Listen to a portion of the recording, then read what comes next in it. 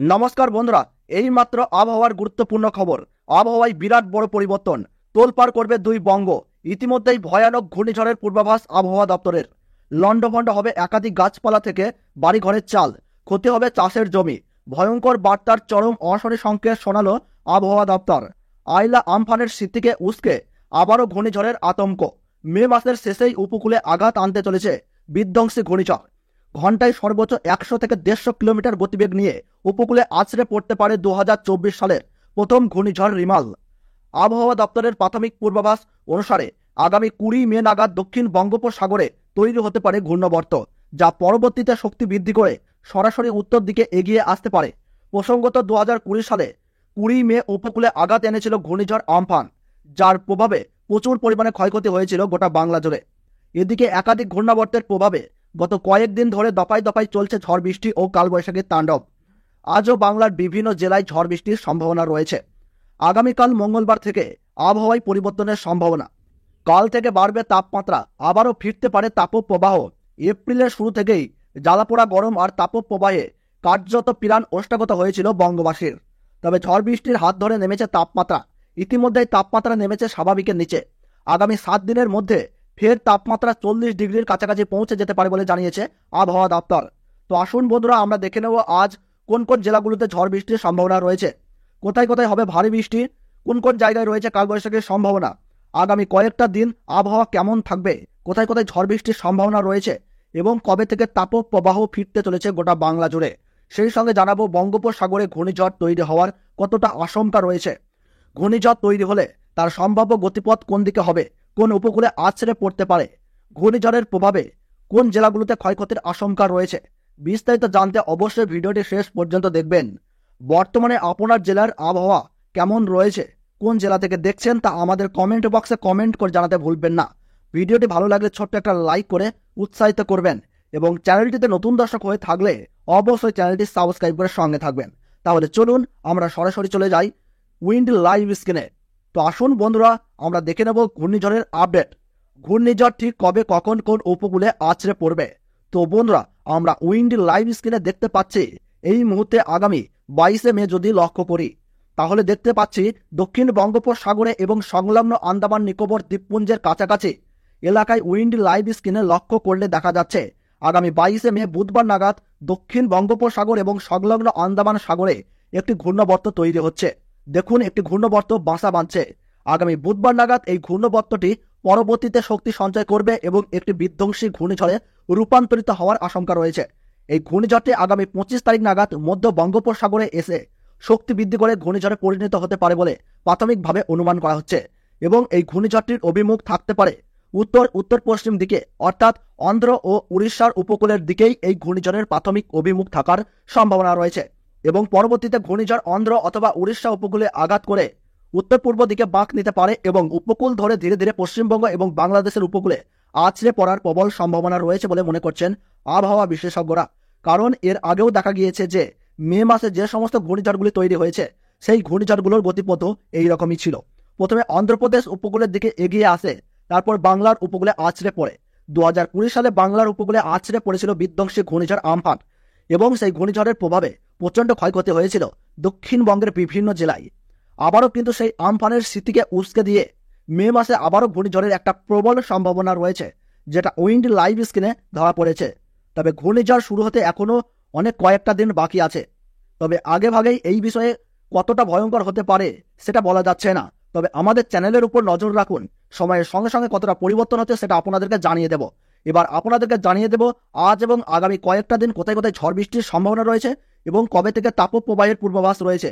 বাংলা জুড়ে পুনরায় ফের কবে থেকে তাপপ্রবাহ সৃষ্টি হতে চলেছে এবং দফায় দফায় কোন কোন জায়গায় ঝড় বৃষ্টির সম্ভাবনা রয়েছে আপনাদেরকে এক এক করে বিস্তারিতভাবে জানিয়ে দিচ্ছি। তো বন্ধুরা, আমরা যদি একটু লক্ষ্য করে দেখি, অর্থাৎ জুম ইন করি, তাহলে আমরা দেখতে পাবো যে দক্ষিণবঙ্গের কলকাতার আশেপাশে হলদিবাড়ি, হলদিয়া, কাকদ্বীপ, নামখানা, হোসেনগঞ্জ, হলদিয়া, জয়নগর, মাঝিপুর, গসবা, বারুইপুর, কলকাতা, উলুবেড়িয়া, কোলাঘাট, পশ্চিম মেদিনীপুরের তমলক, বালিচক, খড়গপুর, বেলেদা, এই জায়গাগুলি যদি আমরা লক্ষ্য করি তাহলে আমরা দেখতে পাচ্ছি আজ বিক্ষিপ্ত বৃষ্টিপাতের কিন্তু পূর্বাভাস দেখতে পাচ্ছে। সেই রকম আজ ভারী বৃষ্টিপাতের পূর্বাভাস নেয় আমরা যদি আরেকটু উপরের দিকে এগিয়ে যাই তাহলে আমরা দেখতে পাবো হাবড়া, বনগাঁও, রানাঘাট, কৃষ্ণনগর, শান্তিপুর, চাকদাহ, পান্ডুয়া, শান্তিপুর, তারপরে কাটোয়া, বর্ধমান, কতুলপুর, বিষ্ণুপুর, আরামবাগ, চন্দ্রকোনা, গোয়ালটার, খতরা, বাঁকুড়া, পুরুলিয়া, হুরা, এই জায়গাগুলো আমরা দেখতে পাচ্ছি, মুড়ি, দুর্গাপুর, আসানসোল, এই জায়গাগুলিতেও দেখতে পাচ্ছি যে আমরা আজ হালকা ছিটেফোঁটা বিক্ষিপ্ত বৃষ্টিপাতের সম্ভাবনা রয়েছে। তাছাড়া মোটামুটি পুরুলিয়া, বাঁকুড়া, দুর্গাপুর, মিহিজাম, ধানবাদ, এই জায়গাগুলিতে কিন্তু বজ্রপাতের পূর্বাভাস রয়েছে, যেটা আমরা এই মুহূর্তে অনস্ক্রিনের উপরে দেখতে পাচ্ছি। তাছাড়া বন্ধুরা বেলডাঙ্গা, বহরমপুর, মুর্শিদাবাদ, নলহাটি, ধুলিয়ান, মালদাহ, এই জায়গাগুলো যদি আমরা একটু জুম ইন করি তাহলে দেখতে পারবো যে এইসব জায়গায় কিন্তু আজ বৃষ্টিপাতের পরিবেশ লক্ষ্য করতে পারছি না, তবে মেঘলা আবহাওয়া কিন্তু বিরাজ থাকবে। হালকা ছিটেফোঁটা বৃষ্টি হতে পারে, সেরকম ভারী বৃষ্টিপাতের সম্ভাবনা নেই। বাংলাদেশের নবাবগঞ্জ, গোমস্তাপুর, মোহনপুর, রাজশাহী, পাটুলি, সিংড়া, তেরোস, নন্দীগ্রাম, বগরা, আদমদিঘি, এই জায়গাগুলো আমরা যদি একটু লক্ষ্য করে দেখি তাহলে কিন্তু আমরা দেখতে পাচ্ছি যে সেই রকম ভারী বৃষ্টিপাতের পূর্বাভাস নাই। আমরা বাংলাদেশের মোটামুটি দেখতে পাচ্ছি মেহেরপুর, পাবনা, সাতক্ষীরা, যশোর, এই জায়গাগুলি মোটামুটি মেঘাচ্ছন্ন আবহাওয়া থাকবে। তাছাড়া বাংলাদেশের ঢাকা, ফরিদপুর, লোহাগাড়া, মাদারীপুর, ফরিদগঞ্জ, মতিরহাট, বরিশাল, পিরোজপুর, মাথাবাড়িয়া, লালমোহন, সেনবাগ, এই জায়গাগুলো আমরা দেখতে পাচ্ছি কিন্তু বিক্ষিপ্ত বৃষ্টিপাতের সম্ভাবনা রয়েছে। তবে জোরালো এবং ভারী বৃষ্টিপাতের সম্ভাবনা রয়েছে বরিশাল, পিরোজপুর, লালমোহন, মাথাবাড়িয়া, মতিরহাট, এই জায়গাগুলি। তাছাড়া মোটামুটি আমরা একটু দেখতে পাচ্ছি সেনবাগ, কুমিল্লা, এই জায়গাগুলি মোটামুটি কাপাসিয়া, এই জায়গাগুলি মোটামুটি মেঘাচ্ছন্নের সঙ্গে হালকা বৃষ্টিপাতের সম্ভাবনা রয়েছে। তাছাড়া কিশনগঞ্জ, মডার্ন, ময়মনসিংহ, সরিষাবাড়ি, সিরাজগঞ্জ, এই জায়গাগুলিতে আবার বৃষ্টিপাত লক্ষ্য করা যাচ্ছে। অর্থাৎ আমরা দেখতে পাচ্ছি যে জায়গায় জায়গায় বৃষ্টিপাত লক্ষ্য করা যাচ্ছে। অপরদিকে শিলাহাট, মৌলভীবাজার, লকাই, এই জায়গাগুলি কিন্তু আমরা দেখতে পাচ্ছি যে হালকা ছিটেফোঁটা বৃষ্টি লক্ষ্য করা যাচ্ছে। তাছাড়া যদি আমরা উত্তর পূর্ব ভারতের রাজ্যগুলি দেখি তাহলে আমরা এখানে দেখতে পাবো যে মণিপুর, ইম্ফল, অসম, ত্রিপুরা, আগরতলা, শিলচর, ডিব্রুগড়, গুয়াহাটি, এই জায়গাগুলো আমরা যদি দেখি তাহলে দেখতে পারবো যে জায়গায় জায়গায় বিক্ষিপ্ত বৃষ্টিপাত রয়েছে।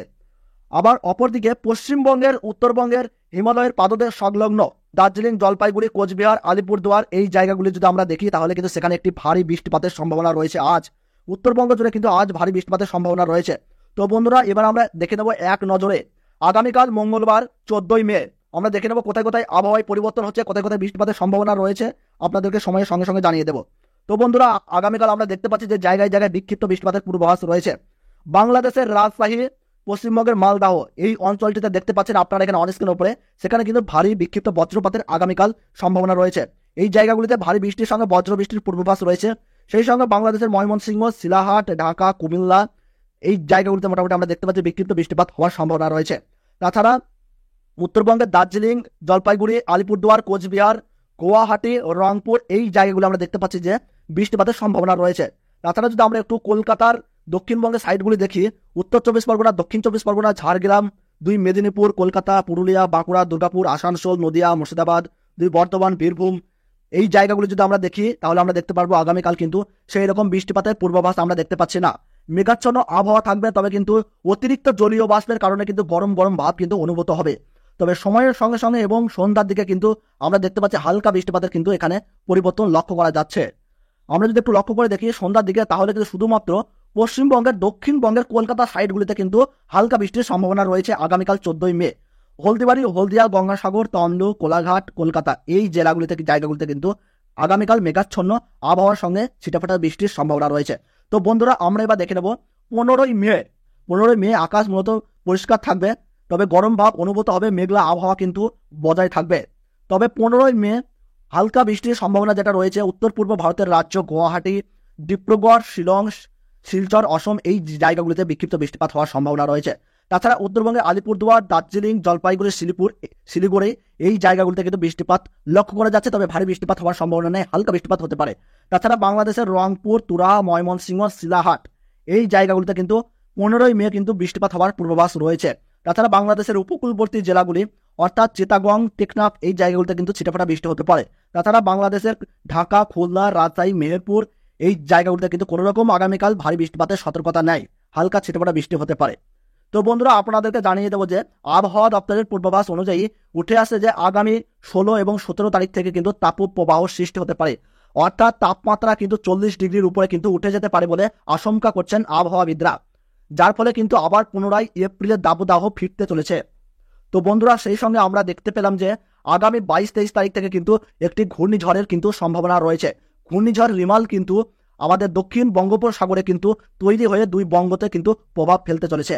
তো সময়ের সঙ্গে সঙ্গে কোথায় এসে দাঁড়ায়, কেমন এর আপডেট রয়েছে, কতটা ভয়ঙ্কর হতে চলেছে, কতটা শক্তি সঞ্চয় করতে চলেছে, আপনাদেরকে সময়ের সঙ্গে সঙ্গে জানিয়ে দেবো। তার জন্য আপনারা অবশ্যই আমাদের সঙ্গে থাকুন। ভিডিওটি ভালো লাগলে একটু লাইক করবেন এবং আপনার জেলার আবহাওয়া কেমন রয়েছে, কোথা থেকে দেখছেন এবং পরবর্তী গুরুত্বপূর্ণ আপডেট পেতে চ্যানেলটি সাবস্ক্রাইব করে সঙ্গে থাকবেন। ধন্যবাদ।